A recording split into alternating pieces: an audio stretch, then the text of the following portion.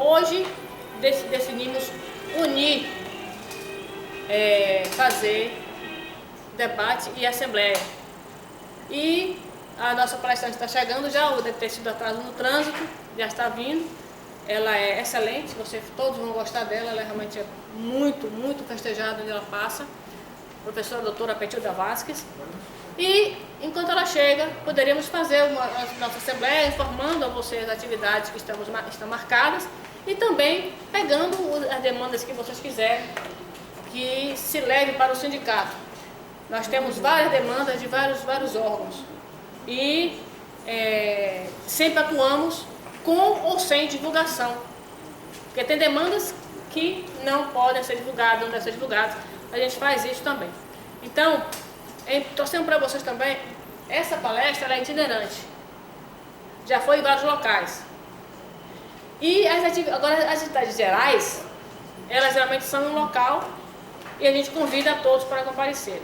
Por exemplo, no dia 21 de fevereiro, anota essa data porque é muito importante. Tem um cartaz aí? Porque a internet não está nós temos um debate importantíssimo sobre um assunto muito caro para nós, que é a reforma da Previdência. Então nós trouxemos nada menos do que Maria Lúcia Fatorelli, auditora fiscal aposentada, coordenadora nacional do Movimento para a Auditoria Cidadã da Dívida Pública. Ela é expert no assunto, dá palestras no Brasil todo e foi responsável, chefiou a equipe de auditoria de dívida em vários países do mundo. Ela vem para aqui, é chamada pelo nosso sindicato, para dar aos servidores um pouco mais de informação sobre o que é a Previdência e por que essa sanha desses governos em privatizá-la. Porque é isso que está em voga, é privatizar a Previdência. Quando fala aquele tipo de medidas, é para privatizar. Inclusive, já tem um artigo na PEC, que ainda não está oficial, né, porque ele fica aquele disse-me-disse, né, aquele bate-cabeça de informações, justamente para criar essa confusão, que interessa para eles essa confusão, porque facilita a aprovação, nos enfraquecer, só favorece para eles. Então, existe um artigo que já direciona os recursos arrecadados da Previdência diretamente para instituições financeiras. Olha a gravidade do que pode acontecer. Então, Maria Lúcia Fatorelli é especialista nesse assunto e vem aqui em Salvador, trazida pelo nosso sindicato, o sindicato de vocês, para esse evento. Dia 21 de fevereiro, às 13h30, no TRT do Comércio, lá, né, no Comércio, que é a Justiça do Trabalho. Por que foi escolhida a Justiça do Trabalho? Primeiro, porque é central para a maioria das pessoas, porque esse evento é tão grande que não é restrito a gente, é para muita gente. E segundo, porque o JT está na alça da mira de um outro ataque, que é querem acabar a JT. Então, por isso foi escolhido lá o JT, e a gente convida vocês a participarem dessa luta nossa em defesa do JT, junto com nossos colegas, para que eles não percam o emprego e para que os trabalhadores do Brasil não fiquem desamparados sem ter um órgão que os defenda. Tá certo? E a nossa palestrante, a professora querida, acabou de chegar. A gente agradece mais uma vez a sua presença. E aqui está. E aí eu entrego para ela, não esqueçam. Quiser falar alguma coisa, quiser colocar alguma coisa para o sindicato, vocês têm meu telefone, anotem no zap, mandem um oi, para que eu adicione vocês na lista de distribuição. E também estamos criando um grupo só para afiliados de cada órgão. Então, mandem um oi para a gente e fiquem atentos para toda a informação e participem do seu sindicato, porque esse ataque não é só o TRT. É o ataque ao TRT, ataque ao TRE já em voga, com a nova eleição eleitoral, vem atacar o TRE. E a Justiça Federal também está sendo atacada, já com 3 subseções com ameaça de fechamento no interior. A coisa é grave e só a gente trabalhando unidos nós podemos evitar isso. É isso, obrigado pela atenção. E entrego agora a cena para a nossa querida professora Petilda Vasques, trazida muito carinhosamente para vocês apreciarem o conteúdo, que é muito bom, ela é muito requisitada. Olha a responsabilidade Tá vendo? Obrigada pela confiança, obrigada pelo convite, pela oportunidade de estar aqui conversando com vocês, que certamente são... A identidade de trabalhador está na nossa vida, no nosso cotidiano, é isso que nós somos, vivemos do nosso trabalho. E essa identidade, num país onde a história do trabalho, a história de corpos sacrificados, né? Foi assim com os índios, foi assim com os escravos. Eles não eram escravos, eram homens e mulheres livres que foram sequestrados e escravizados aqui. E hoje o que a gente que eu digo, eu estou num campo de ação, de trabalho. Eu sou professora, eu sou pesquisadora e pesquisadora do mundo do trabalho, né? Buscando decodificar e entender como é que se reatualizou ou ressignificou nessa triste cultura de história de crueldade, como é que na atualidade, na pós-modernidade, nós temos não só corpos sacrificados em grandes jornadas, em excesso, em trabalhar por 2, 3 pessoas, né? Num tempo de uma ideologia da competência onde nós não podemos errar, né? Onde nós não podemos errar. E rouba também a nossa alma. E quando a gente é chamada para conversar, para falar sobre assédio moral, né? A gente sabe que no direito, o direito já tipificou o direito civil, o dano moral. Só parênteses, fico mais perto, fico mais distante. Você veja aí como é que fica melhor. Um pouquinho mais, tá entendendo? Faça. Agora tá legal. Tá legal. Senão eu vou derrubar. Tá legal agora. E essa não é, como vocês podem ver, uma discussão apenas acadêmica, né? É uma discussão que diz respeito à vida de cada um de nós, à nossa saúde, à nossa integridade física e psíquica, a perspectiva de um país, de uma nação, quais são as possibilidades que se tem de um tempo que alguns chamam de... Genericamente se falou em pós-modernidade, pós-fordismo, taylorismo, era da qualidade total. Agora, alguns já falam de pós-democracia e pós, pior ainda, humanismo. Então, a falta de cuidado, de desrespeito com a vida tem levado alguns estudiosos, cientistas políticos, sociólogos, historiadores, psicanalistas, psicólogos a falarem e filósofos em falarem pós-humanidade. Tamanho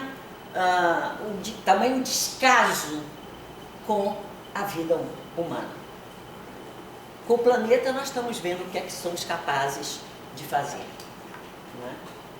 Nós já vimos agora o Rio de Janeiro, aí as mudanças climáticas que alguns dizem que não tem, que está tudo, ó, legal, nada, isso é bobagem, quem quiser que abra a mão da preservação, porque nós estamos aqui para crescer, desenvolver, racionalizar. E essa racionalidade moderna ou pós-moderna, a gente sabe que está muito atrelado, porque a história já mostra atrelada a nossa capacidade de destruição da nossa casa. Se nós estamos negociando a nossa integridade,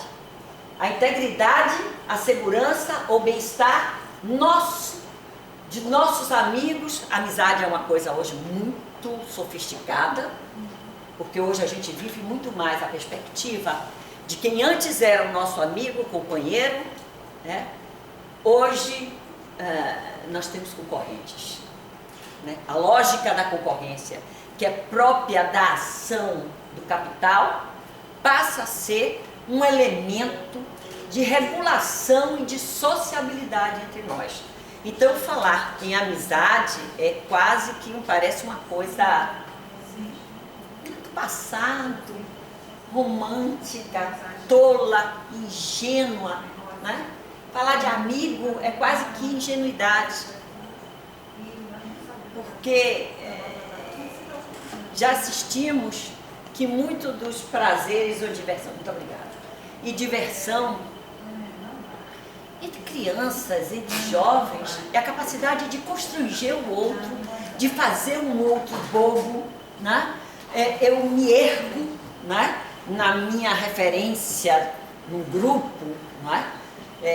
Entre nós e de amigos, pela capacidade que eu tiver de forçar, né? Sobre o coletivo, sobre os outros, né? Então isso, alguns dizem, o retrocesso à bestialidade humana. Eu acho que no dia, salvo engano, 11 às 23h30, a Globo News vai passar uma entrevista naquele programa Milênio com um filósofo suíço. E na chamada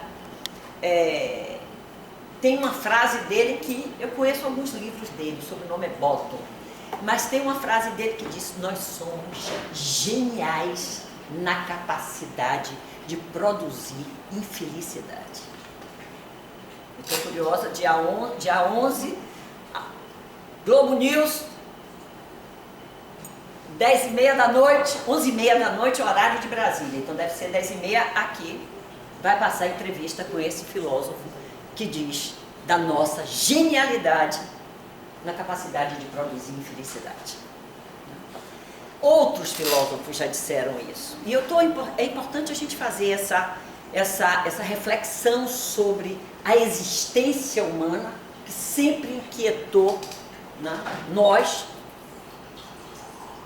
O humano, quando no seu construto de humanidade, né, de intervir no mundo, ressignificar sua vida, né, e de um coletivo, na intervenção do trabalho, no que faz, né, nas tarefas da sua sobrevivência, né, começa a construir a sua humanidade, homens e mulheres, como construtores de mundo e não como suportes de mundo.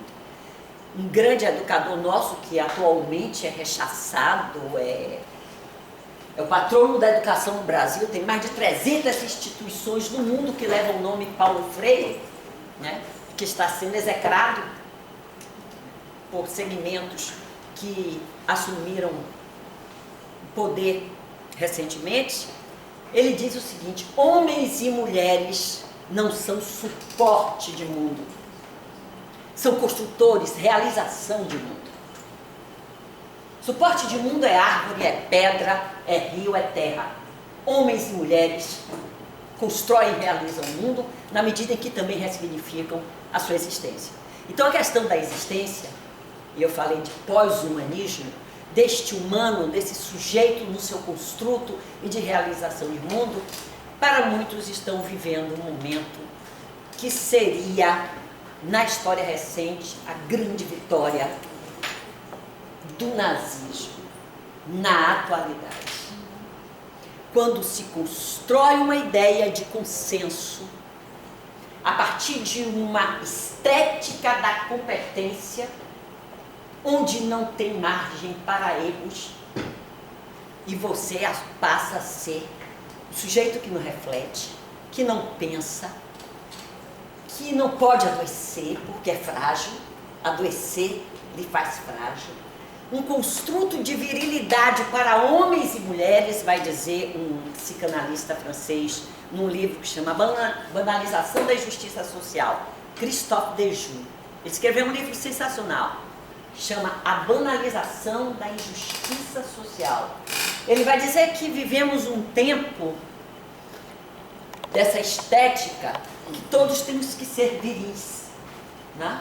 Então é a força bruta, esta competência, essa ideologia da competência de não erros, né, que nos faz, não é referência não, nos torna normopatas. O que é normopatia? Alguém arrisca aí, me ajuda a explicar o que seria uma normopatia? Uma doença decorrente de uma burocracia. Você definiu melhor do que o que eu ia fazer. Muito obrigado. Usarei. Como é seu nome? Jerônimo. Jerônimo, eu tenho que, quando citar novamente eu diria, esse complemento a esse conceito de normopatia, eu tenho que dizer, Jerônimo, né, ajudou a dizer que é uma doença da burocracia. Ela é muito boa, Jerônimo, porque ela é síntese, mas é importante que a gente decodifique, faça uma espécie de hermenêutica do que seria, ou em que modo, né, estamos doentes, e o que é que o assédio moral tem a ver com essa normopatia, né? É obediência cega a um sistema, a perda da nossa capacidade crítica, de um humano que se transforma na história. Tem um pensador grego, Heráclito, que diz, vocês devem já ter escutado isso: um homem não se banha duas vezes no mesmo rio, porque da segunda vez não será o mesmo homem, nem será o mesmo rio. E com isso ele está falando da mutabilidade que somos capazes de viver. Temos também o nosso Drummond de Andrade, que no poema Verdade diz: a porta da verdade estava aberta, mas só passava meia verdade, porque cada meia pessoa suportava meia verdade. Arrebentaram a porta, derrubaram a porta, cada um passou, levando uma verdade segundo a sua ilusão, seu capricho e sua miopia. Ele está querendo o quê? Trabalhar uma concepção dialética de mundo de que não existe a verdade, e quando se atribui a existência de verdade, o fazemos segundo a nossa ilusão. A ilusão já garante a não existência. O nosso voluntarismo, que está atrelado à nossa vontade, eu quero que tenha, e isso é verdade, a gente vai ter que impor. E às vezes usamos a força para impor ao outro aquela verdade. E a nossa miopia. Eu, se tirar isso aqui, eu nem escuto vocês, quanto mais enxergar, né? Ou seja, essa é a verdade para do mundo. Então, o que é que a gente está discutindo? Nós estamos discutindo a existência como uma experiência que desafia cada um de nós e povos nos seus tempos e lugares. E o tempo e o lugar hoje do trabalho no mundo é um tempo que alguns chamam de retorno à barbárie. Dessa desumanidade que não respeita corpos, idade, sexo, desejos, motivações, formações. O sujeito é subsumido e esmagado por uma lógica corporativa que retira a nossa capacidade de singularidade. Somos um coletivo, mas eu costumo dizer o seguinte: se soltar uma bomba aqui fora, eu posso desmaiar. Jerônimo vai dizer assim: tem um doido aí que está pensando que é São João, já está antecipando, soltando bomba. Outro pode dizer assim: Vixe Maria, tem aí alguém que está maluco, é um atentado. Cada um de nós vai viver esse estrondo de uma maneira, porque somos um campo de singularidade também. Temos valores e sentimentos compartilhados, sim, né? Por questões de gênero, somos mulheres, somos trans, somos bi, somos de geração, somos velhos, somos jovens, somos adultos, somos crianças. Então, temos existências, né, que impactam sobre a nossa singularidade. De lugar, eu sou uma mulher baiana, idosa. Eu não sou igual a mulher indígena, que também é mulher. Então, não somos só corpo biológico, não somos só seres biológicos. Nós somos seres biológicos, mas nós somos o que nós acreditamos que somos e o que nós vivemos na nossa experiência. São 3 dimensões que não podem ser separadas. Nós somos sujeitos históricos. É aquilo que você apreendeu em família, na sua comunidade, no seu tempo, na sua condição de classe, de raça, de gênero, de religião. Essa é uma conquista da humanidade, reconhecer e demos o nome, no âmbito do direito, de dignidade humana. Todos, essa ideia de direito universal, que está posto para o pior bandido, criminoso, assassino, esse é um ganho, é um direito individual, é um ganho civilizatório, dentro dessa saga humana de quem gosta de sangue. Nós temos ganhos, se quisermos usar uma linguagem religiosa, eu diria, é o divino em nós. Se quisermos usar uma linguagem artística, somos os artífices da criatividade do mundo e da natureza, se formos capazes de entender, respeitar, cuidar também dessa singularidade. Mas a gente gosta dos iguais. Dos iguais. E aí, tem uma coisa que complica, ou que vai aguçar, alimentar essa normopatia. Grande filósofo, gênio baiano, Raul Seixas, cantou e escreveu: enquanto você se esforça para ser um sujeito normal e fazer... Eu me arrepio toda vez com a música que eu canto. E fazer tudo igual.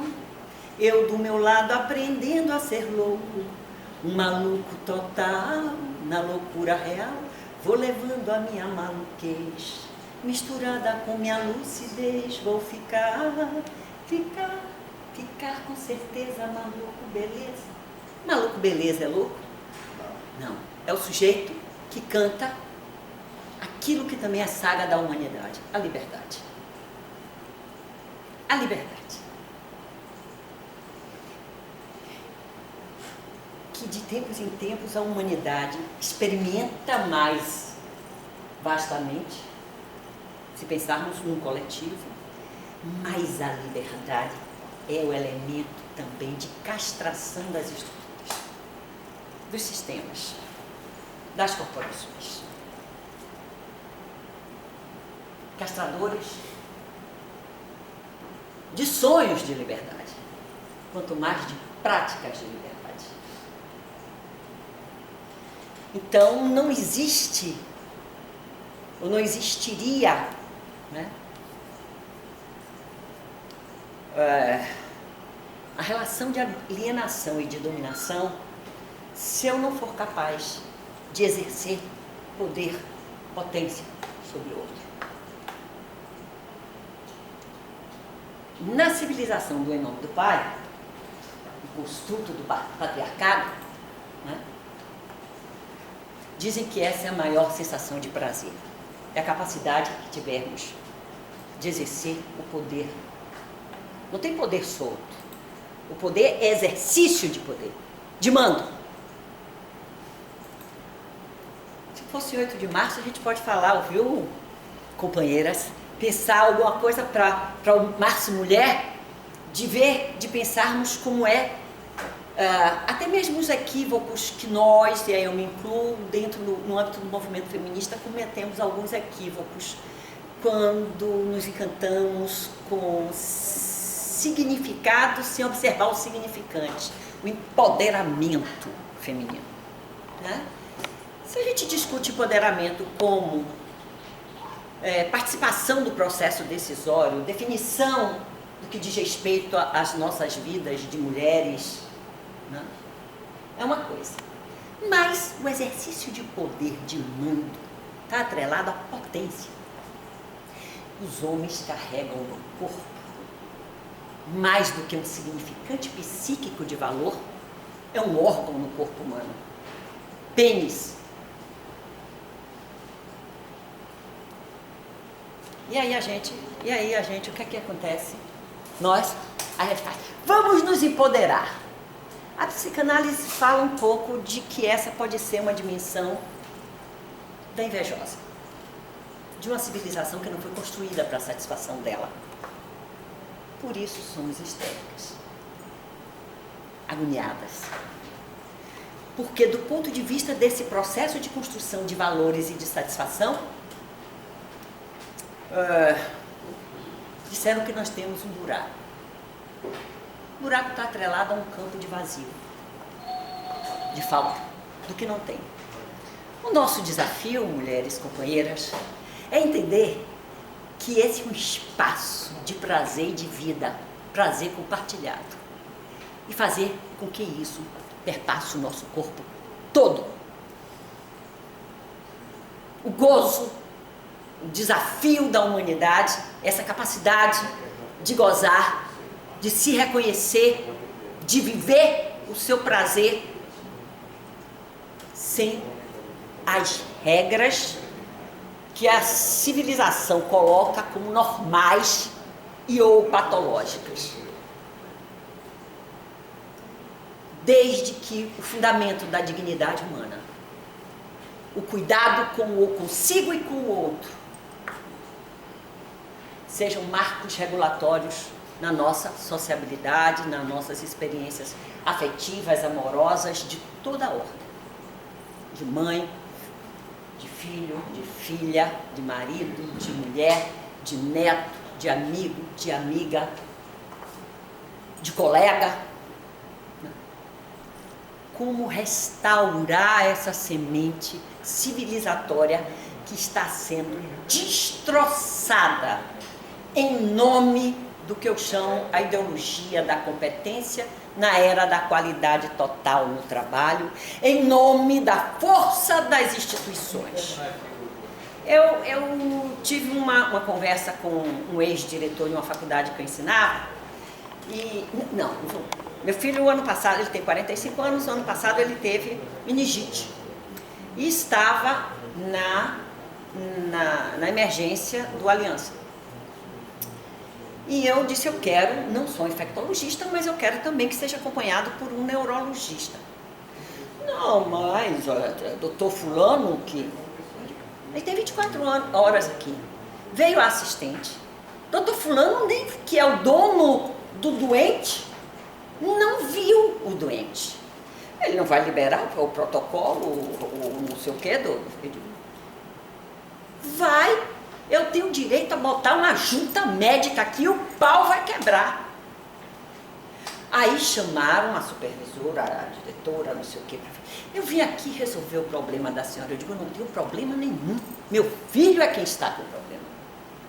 Eu não tenho problema para estar aqui. Eu estou aqui porque eu estou acompanhando meu filho. Eu disse, não, deixa eu dizer a senhora. A senhora está aqui, aí abriu os braços assim. Hospital Aliança, emergência do Hospital Aliança, que tem uma arquitetura, uma jardinagem sensacional, né? Lindíssima, de um grande artista brasileiro, né? As esculturas, os azulejos, aquilo tudo são obras de arte. Estamos aqui numa instituição. Eu digo, não termine porque eu estou começando a ficar mais insegura, eu vou tirar meu filho daqui agora, porque instituição para mim, aí eu bati na parede lá da emergência, é tijolo. Instituição é tijolo, é cimento, é concreto. Nós estamos falando de vidas, de existência, de escolhas, de liberdades, de demandas. Não vim para cá para gozar a instituição Hospital Aliança. Aí ela já não tinha mais argumento, porque esse argumento é um argumento simbólico, é um argumento de crenças e valores, de competência, de lugar, de elite, né? E aqui na Bahia, de elite branca, de elite de status. Ela não sabia com quem estava falando. Com alguém que é absolutamente crítica, indignada, que produz conhecimento, trabalha, vem, fala para desconstruir uma mazela sobre a qual esse país foi construído, que é o racismo. O racismo foi estruturante na nossa cultura, nos nossos valores, por isso nós aceitamos como natural todas as outras injustiças sociais. De renda, de salário, de oportunidade, de gênero, de religião, de sexualidade. É fácil para a gente sermos preconceituosos, porque o racismo, em 500 anos, tratou de estabelecer esta normalidade. Não, não sou racista, não. Esse país foi estruturado na desigualdade e na crueldade com quem vive do trabalho. A primeira vez que eu ouvi falar de assédio moral foi em 1990. Eu estava em São Paulo fazendo doutorado e fui assistir uma palestra de uma socióloga que é nipo-franco-brasileira. Ela nasceu no Japão, Helena Ira. Nasceu no Japão, morou no Brasil e vive, é professora da Sorbonne. Então, ela, pesquisadora, em 1990, ela falou em karoshi. Karoshi. E ela dizia que no Japão, onde estava consolidada a ideologia pós-moderna da era da qualidade, o toyotismo, os filhos nascidos de casamento fora do trabalho eram chamados pejorativamente de filhos do amor. Uma vergonha, porque é a instituição marco do universo possível, inclusive sexual e familiar. Tinha que nascer na empresa. Essa coisa de se apaixonar e gostar de alguém fora do universo, das paredes, do condomínio institucional. Estou usando o conceito de um psicanalista brasileiro que escreveu Mal-Estar, Sofrimento e Sintoma. Ele cria um conceito de condomínio na pós-modernidade que você só se situa bem e só respeita se você é reconhecido e se reconhece em comunidades fechadas. E isso compromete a nossa dignidade. Isso compromete a construção de uma solidariedade. Isso é uma doença para a democracia, que são sistemas e o regime da possibilidade de reconhecimento de todos, entre nós, nas nossas diferenças. Diferenças não podem ser desigualdades de oportunidades, né, de respeito, de direito. Então, do que é que nós estamos falando? Nós estamos falando de um tempo que atualiza valores ou ressignifica de modo agora invisível a degradação humana de quem vive no trabalho. Degradação essa, se eu digo que é invisível, ela se dá no campo da violência ao construto de sentimentos, de valores, de histórias, de lugares. Repare, eu estou falando num campo simbólico, no campo da subjetividade, que é moral. Se alguém aqui resolver me xingar usando um qualitativo desqualificador, eu vou olhar para trás para ver se tem alguém atrás de mim, porque eu não me reconheço no xingamento. E olha, eita, que aquele está atacado, aquela está atacada, deixa eu sair daqui da frente, porque estou na linha de fogo da pessoa, não vou me ofender. Outra, mesmo não sendo, vai se sentir agredida, ferida, violentada na sua moral. Então, moral é um campo, antes de qualquer coisa, singular. Eu estou escrevendo, minha mãe vai fazer 9 anos de falecida. E ela eu estou escrevendo um conto para minha mãe. Ela morreu de Alzheimer, levou os últimos 10 anos com Alzheimer, e ela é de Irará. Não sei se alguém aqui teve a oportunidade de assistir o show de Tom Zé, há uns 2 anos, 1 ano e meio, na Concha Acústica. Alguém foi aqui? Um show. Tom Zé vocês conhecem, não conhecem? Tom Zé, né? De Irará, genial. O show era Cantigas Eróticas de Ninar. E ele disse, a uma certa altura do show, que o mundo está dividido em duas partes. De um lado, a civilização, do outro, Irará. Aí eu disse, agora eu entendi tudo. Fiz as pazes com minha mãe em algumas discussões e brigas que eu tinha com ela. Eu disse, agora eu entendi tudo. E estou escrevendo porque eu fui convidada para compor uma coletânea da Associação Brasileira de Advogados Trabalhistas, chama Feminismo, Pluralismo e Democracia, pedindo artigos que podia ser história de vida, e eu me lembrei que eu tenho 4 horas de fitas gravadas com minha mãe há 20 anos atrás, quando ela começou a dar os sinais. Eu morava em São Paulo na época, sinais de que a coisa não estava indo muito bem, mas não sabia ainda essa coisa de Alzheimer e tal. Eu digo, mãe, vamos para um médico, psiquiatra, vamos para um psicólogo para você conversar e ajustar, porque eu já via que tinha delírio, que já uma situação já não era lembrada, ou ela alterava os personagens da cena.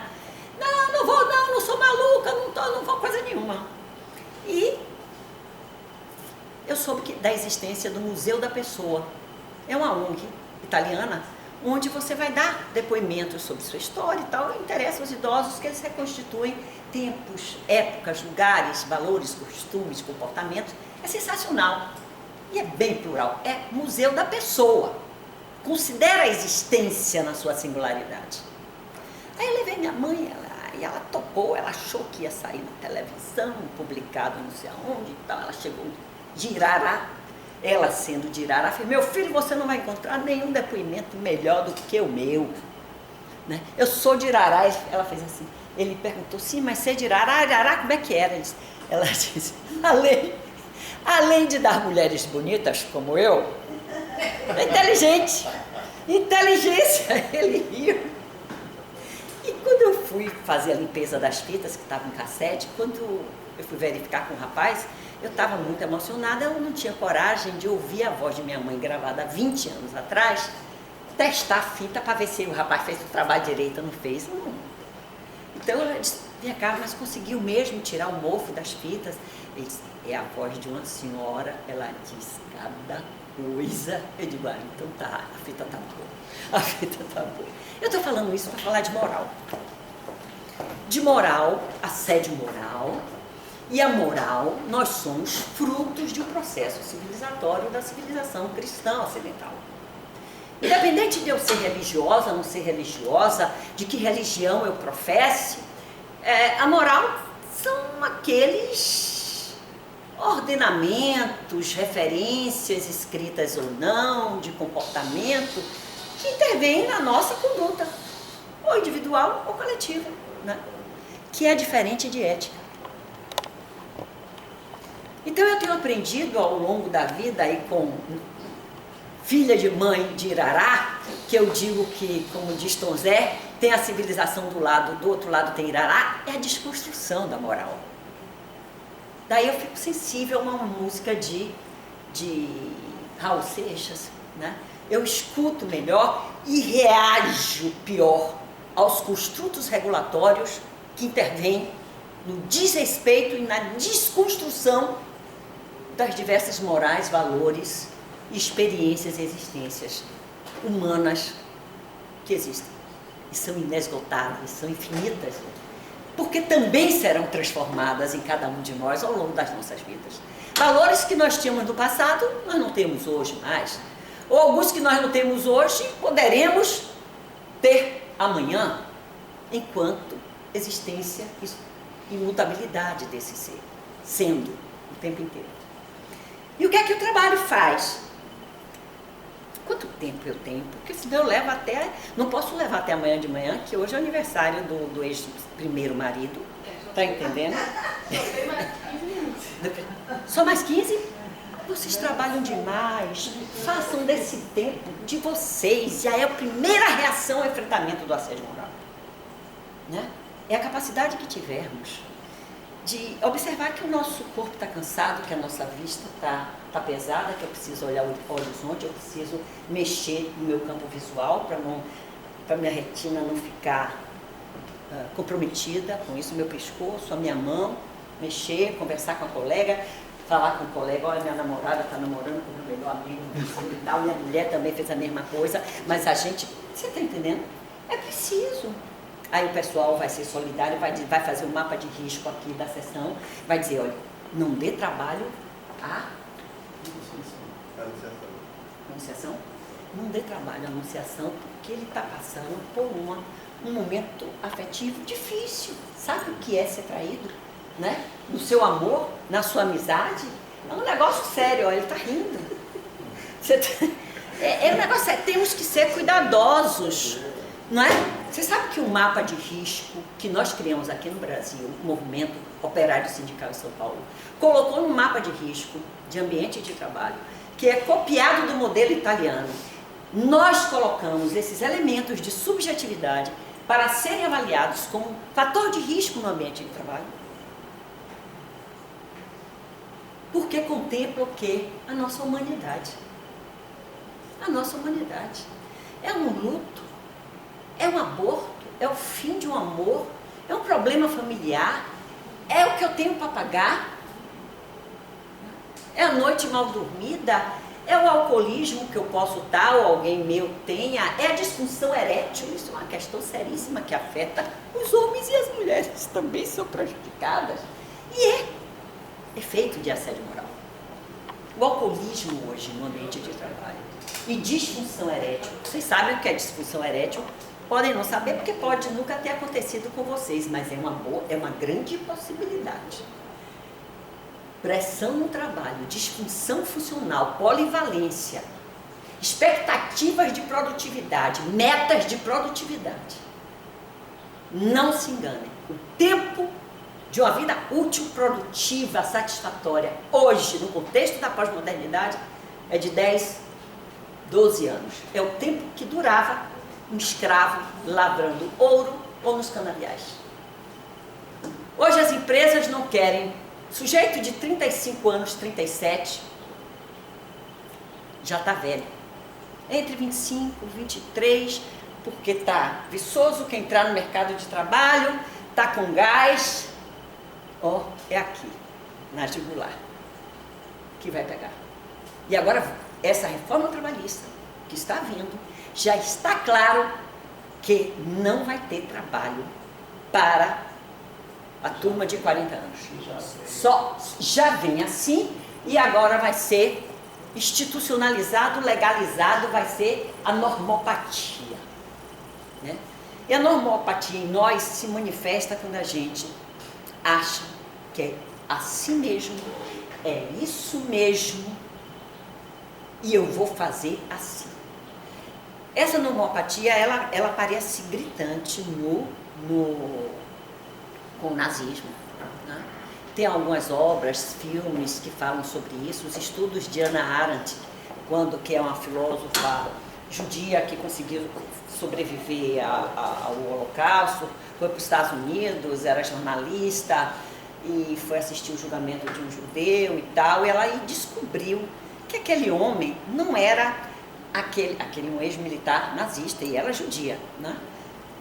Ela, no depoimento dele, na história, no julgamento, ela foi como jornalista de um jornal americano. Tem um filme muito bom sobre esse pedaço da vida de Hannah Arendt. O nome é Hannah Arendt. Ela criou a banalização do mal. Apesar dela dizer que esse é o assédio moral que a gente vive hoje. Que você, se descartar e fazer com que o sujeito sinta de que ele não vale nada, ele pode ser trocado a qualquer hora, porque tem um monte de gente aí fora querendo o seu lugar e sua vida não tem a menor importância.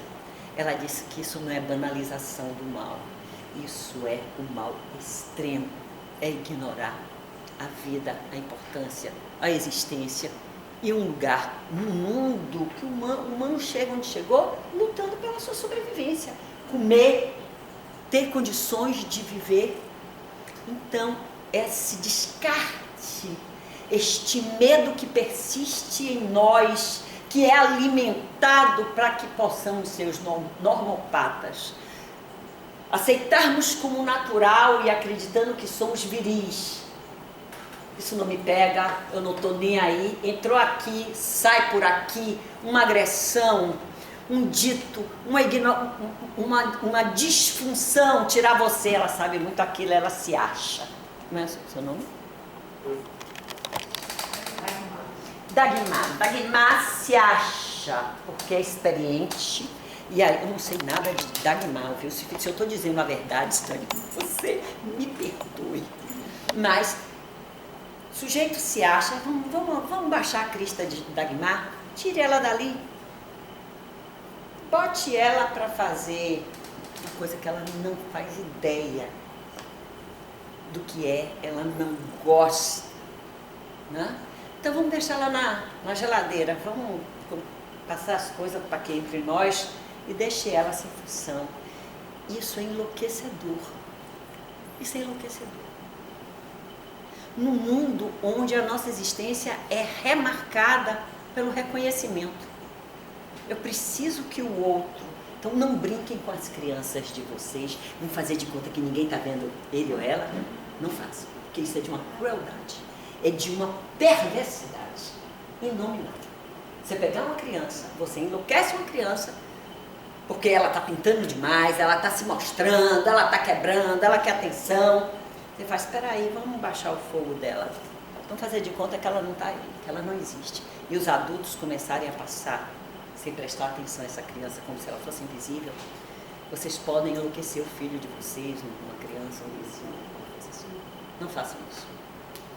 E quando a gente acredita que essas coisas não nos atingem porque eu me basto, né? Ou até mesmo, às vezes, eu me reconheço, não preciso do reconhecimento do outro. Ou eu não vou ligar, estou nem aí, eu quero pegar aqui o meu e tal, e me embora. Não adoecer, não sofrer por isso, só não sofre quem é psicopata. Porque não sofre nem o próprio sofrimento, quanto mais o dos outros. E essa é uma estética hoje valorizada. A inteligência emocional, deram nome, ali fulano é competentíssimo, ele não se altera. Ele está na dele ou na dela sempre. Não diz nada o sofrimento do outro. Isso hoje é um valor nas gestões, nas administrações, nas relações de trabalho. Inteligência emocional. Hein? Inteligência emocional. Não é? Não, besteira. Fulano é muito sensível. Fulano. Aí tem as tipificações do perfil do assediado e do assediador. Eu não gosto disso.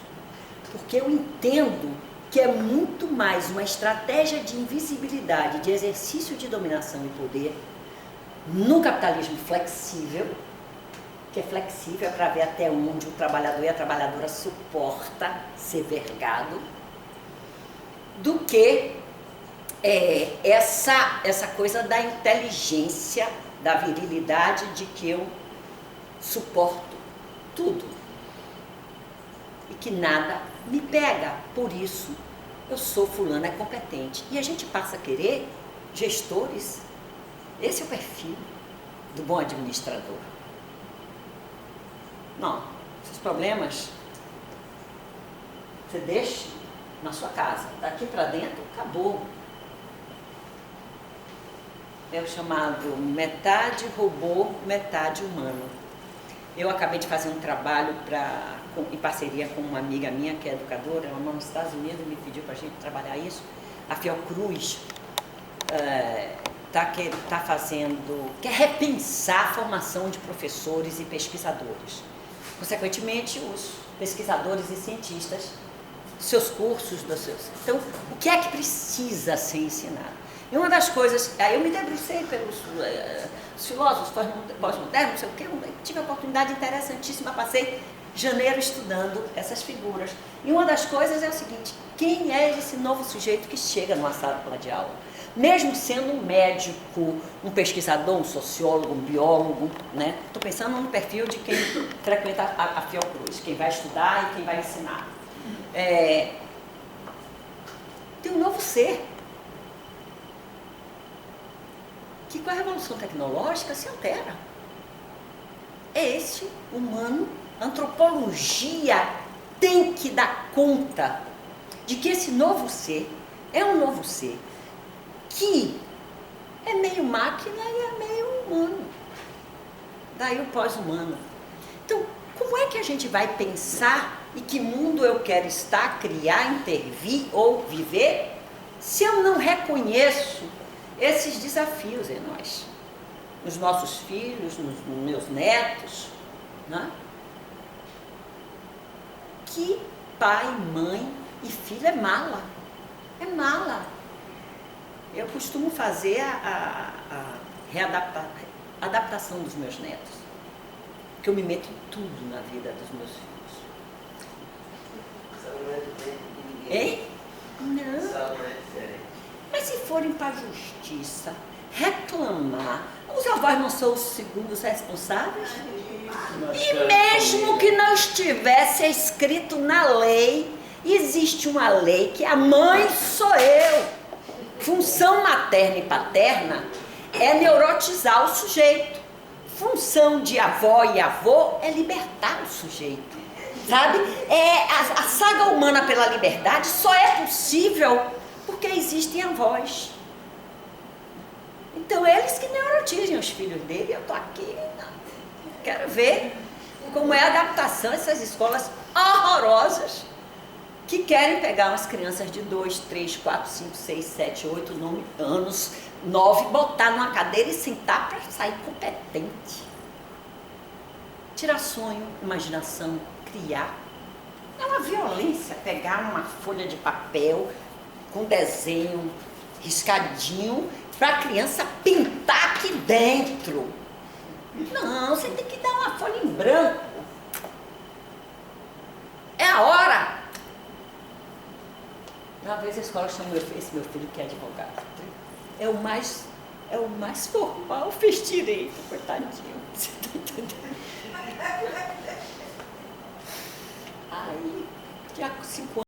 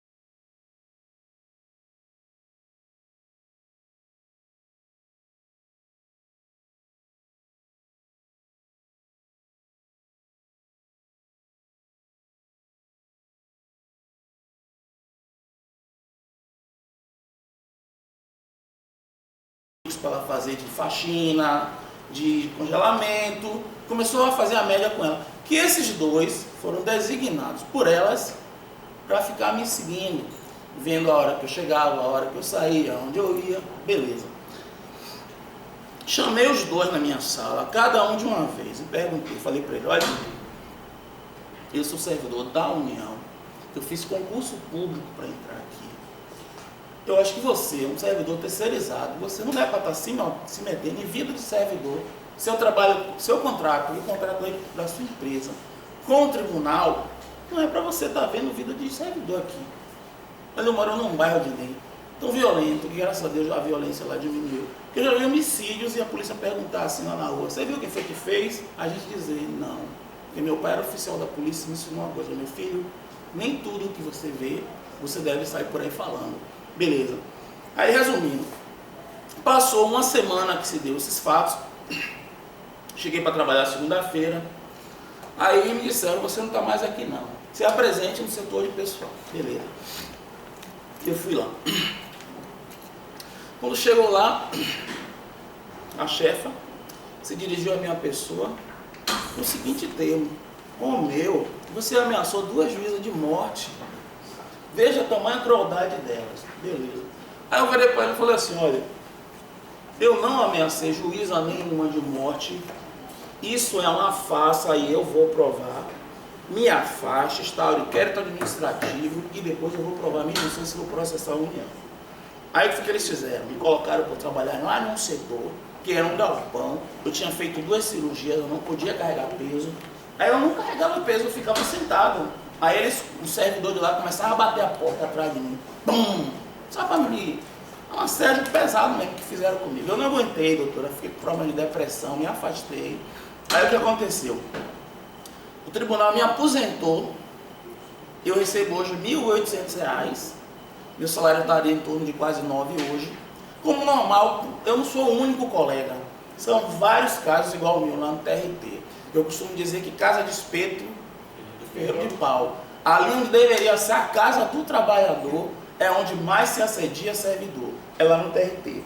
Aí resumindo, estou processando a União, por sinal estou tirando o meu advogado do sindicato, porque o processo está arquivado desde o dia 18/12/2017, estou constituindo outro advogado, não estou criticando o jurídico do sindicato, eu até entendo a posição do advogado, porque ele é pai de família, e a senhora sabe que no Brasil, onde a senhora acabou de falar, que não se respeita a cidadania e muito menos direito, é difícil um advogado defender uma pessoa que está processando a União por conta de juízes. Então eu tenho que construir um bom escritório de advocacia, um advogado que já está bem financeiramente, que não vai ter medo nenhum de ser perseguido por elas, está entendendo? Porque não tem nem como, e não vou deixar isso ficar assim. Só que o que eu analiso é como dizia Paulo Freire no seu livro A Pedagogia do Oprimido. O oprimido, ele tem que ter a noção, a consciência da situação dele e fazer enfrentamento contra o opressor para reverter essa realidade. O que eu vejo lá no judiciário, no nosso trabalho, doutora, é que muitos colegas têm família, eu sou solteiro, tem filho, tem mulher, tem casa para pagar, tem condomínio, fica sofrendo calado, não tem coragem de fazer esse enfrentamento ou denunciar. Eu posso refletir uma coisa em cima da sua experiência? Você quer concluir? Para concluir, tipo assim, hoje, para a senhora atender, na França, o governo de Macron queria fazer as mesmas coisas que o Bolsonaro está querendo fazer aqui.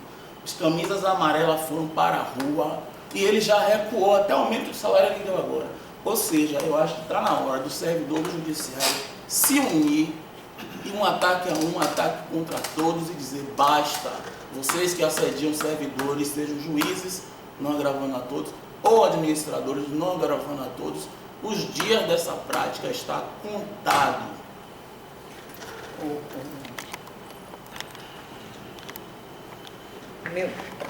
A sua narrativa, ela é sua, você é quem sabe o que você passou, mas infelizmente ao longo desses anos, ela é muito semelhante à prática de por exemplo, dentro dos perfis dos assediados,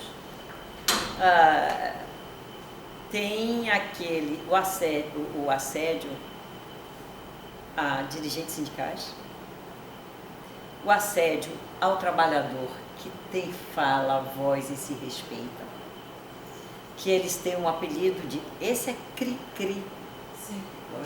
É problemático, ele questiona tudo, é o oposto do normopata. O normopata assimila tudo e cumpre. O caso, por exemplo, aqui no Brasil, de normopatia, dessa doença absurda, por exemplo, foi aquele incêndio na Boate Kiss. Muitos dos que foram 200 e tantos mortos, muitos que morreram porque os seguranças fecharam a porta da boate, porque a ordem dele é só deixar passar quem já tivesse pago a conta. Então, eles fecharam porque as pessoas queriam sair. E eles, como bons seguranças, não iam deixar sair sem pagar a conta. Então as pessoas morreram porque não conseguiram fugir, porque as portas foram fechadas pelos seguranças. Esse é o caso de normopatia. Ele obedeceu a ordem daquilo que se esperava dele. Como é que ele ia deixar o povo sair correndo uma noite, né? Se pagar a conta? Esse é um dos casos mais assim, absurdos, gritantes e conhecidos mais recentemente nosso. Tem um filme que mostra o que é isso, é O Leitor. Não sei se vocês viram, né? A história de uma moça alemã, né? Menina simples do interior da Alemanha, na Segunda Guerra Mundial, e que o nazismo institui, dá lugares, responsabilidades sociais, as pessoas destituídas materialmente e simbolicamente. Então as pessoas se empoderam, para usar uma palavra da moda que eu não gosto, né? Se sentem reconhecidas, né? Pelo governo, pela instituição, pelos lugares. E ela ficou responsável por fechar ou tomar conta de um número X, 200 judeus dentro de uma igreja, para manter a porta fechada. E houve um incêndio dentro da igreja, não sei se você se lembra. E ela não abriu. E isso é a banalização do mal que Hannah Arendt viu naquele oficial judeu. Eu cumpri ordens. O que se esperava de mim é que eu tomasse conta e não deixasse aquelas pessoas saírem da igreja. Eu não ia abrir a igreja. E acreditam que fizeram o seu melhor. Tenho medo dessa coisa assim, eu estou fazendo o melhor que eu posso. A pessoa que faz o melhor que pode, não está fazendo o que pensa, o que acredita, o que deseja fazer. Então já está em desvantagem consigo mesmo e com o outro, porque tem uma expectativa externa a ele ou a ela para fazer o que se espera dele e não o que o raciocínio dele ou dela pensa. A liberdade de reflexão, mas isso não tem cabimento, isso aqui eu vou prejudicar não sei quantas pessoas. Muito da ética profissional, inclusive médica, é você ver que o colega está fazendo um absurdo e você, ou como médico, ou como enfermeiro, está vendo que aquele paciente não vai suportar aquela intervenção, mas faz parte da ética médica, que você, que é enfermeiro numa hierarquia inferior ao médico, nem você como colega pode intervir no protocolo do seu colega. E o sujeito morre. Então, esse é o elemento da ordem ou da patologia burocrática. Quando essa irracionalidade, né, ganha um nome de mérito, de atribuição, né, e de meu cargo ou meu posto, era isso que eu tinha que fazer, que se esperava que eu fizesse, por um modelo organizacional tal ou qual. Então, o que você está dizendo é o sujeito que quebra isso, que tem voz, que diz do incômodo, que respeita a autoridade, desde que essa autoridade seja legitimada e construída na relação com você. Isso Weber, que pensou a estabilidade, pai da burocracia, para dizer que não tivesse disfunção, Max Weber, ele vai dizer, ele vai recomendar, olha, você construa a autoridade de forma legítima e não pela força, né? Então, a construção da legitimidade e da autoridade não é dada pela titulação, pelo cargo, né? De juíza ou de juiz ou de professor, mas é o convencimento de que aquela proposta, aquela conduta pode ser importante para um bem comum, para um coletivo, né? E se você disser, olha, isso eu não faço, porque eu acho que isso... Já me convidaram diversas vezes para eu ser candidata a alguma coisa por diversos partidos. Mas eu digo, eu não posso assumir ser representante de ninguém, porque eu não mereço confiança. Eu não vou fazer o que eu não acredito. Tá entendendo? Eu não acredito, eu vou discutir, eu não vou ser obediente. Né? Mas o que você está passando é o perfil claro do trabalhador que tem voz, que contesta, que tem o que dizer. Agora, nós precisamos encerrar. Já me passaram. Agora, professora, nessa história toda, só teve uma coisa que eu achei mais interessante. A diretora do sindicato, na época, dona Nairã, que foi quem escreveu a cartilha sobre assédio moral da Denise, foi uma das capitães do mato, foi uma das pessoas que mais me assediou, foi ela. Negra, veio de família humilde, escreveu a cartilha sobre assédio moral, diretora do sindicato, e foi uma das pessoas que mais me assediou todo dia lá na minha sala, via onde eu estava, você foi aonde, você já veio, você fez quantos processos hoje, nem a chave do banheiro ela me dava e nem o do bebedouro, eu tinha que beber água no banheiro, utilizar o banheiro comum, no público, beber água onde todas as pessoas... Complicado. Nós estamos preocupados na oficina para remover os juízes de interferência moral. Claro que não foi sozinho, mas fizemos um trabalho coletivo, diretores também, então, enfim, o trabalho existe. E a gente quer convidar vocês a fazer um artigo com a gente e convidar para aquela palestra que a gente já avisou ali, agradecendo a prefeitura de novo, maravilhosa. Obrigada a você, a confiança e convidar também para aquela palestra ali. Maria Lúcia Fatorelli estará aqui em Salvador. Ela é excelente. Um e-mail do TRT, ou ele está TRE, e está no TRE. Ah, tá. Não, é 20, TRT é 21. 21 é TRT. E é TRT. Ali é 21 é 22 é que é TRE. É dia 21. 21 é TRT, Denise. Eu sei que eu estou falando. 22 é que é TRE. Não tem nada TRE, não. Não tem TRE, não? Não. É 21 é TRT, no TRT, às 13h30. E outra coisa, se não está de carnaval, nós estamos novamente saindo na mudança do Garcia, com o bloco, ninguém solta a mão de ninguém, tentando fazer um blocão, todo mundo junto, e estamos tendo essa cabeça a preço módico para quem é só justo, para quem é sindicalizado, e para quem não é, um pouquinho mais caro, mas também não é nada demais. E o kit vem junto, camisa e feijoada, lá no fim de linha da mudança do Garcia. Tá certo? Então ligue pra gente, participe do nosso blog, porque temos também que fazer, né, ir pra rua de todos os